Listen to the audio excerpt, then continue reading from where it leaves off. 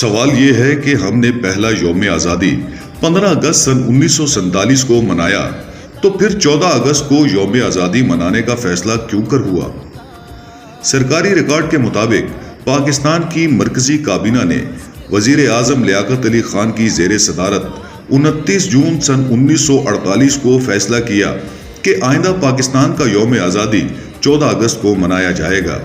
یہ فیصلہ کیوں کر ہوا، کس وزیر کی تجویز تھی، یہ معلوم نہیں ہو سکا، لیکن بظاہر مقصد پاکستان کے یوم آزادی کو ہندوستان کے یوم آزادی سے الگ رکھنا تھا۔ پاکستان کی دستور ساز اسمبلی میں 14 اگست کو ہندوستانی وائسرائے اور برطانوی حکومت کا نمائندہ ماؤنٹ بیٹن پروانہ آزادی دے گیا تھا اور پاکستان کے پرچم بھی لہرا دیے گئے تھے، چنانچہ 14 اگست کو بھی یوم آزادی منانے کا جواز موجود تھا۔ بہرحال کابینہ کے اس فیصلے کی منظوری جولائی سن 1948 میں گورنر جنرل قائد اعظم محمد علی جناح سے لی گئی اور پھر اس حوالے سے سرکاری طور پر ہدایت جاری کر دی گئیں۔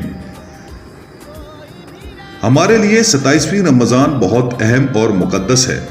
کیا ہی اچھا ہو کہ ہم 14 اگست کے ساتھ ساتھ 27ویں رمضان المبارک کو بھی ذہن میں رکھیں اور نئی نسلوں کو بھی اس تاریخی حقیقت سے آگاہ کریں، کیونکہ 27ویں رمضان کے ذکر سے قوت ایمانی کو تقویت ملتی ہے اور پاکستان کے مستقبل پر اعتماد میں اضافہ ہوتا ہے۔ ایک اور حیرت انگیز اور قابل غور پہلو یہ ہے کہ بعض اوقات تاریخی حقائق کے پس پردہ قدرت اپنا ہاتھ دکھاتی اور ہمیں کچھ سمجھاتی ہے، لیکن ہم آسانی سے سمجھنے والے نہیں۔ بہرحال آپ غور کریں اور تھوڑی سی تحقیق کریں تو آپ حیرت زدہ رہ جائیں گے۔ مثلاً یہ کہ قائد اعظم کا انتقال 11 ستمبر سن 1948 کو ہوا۔ 1948 سے لے کر آج تک پاکستان کا یوم آزادی، قائد اعظم کا یوم ولادت، قائد اعظم کا یوم وفات اور قائد اعظم کے دست راست لیاقت علی خان کے یوم شہادت کا دن ایک ہی ہوتا ہے۔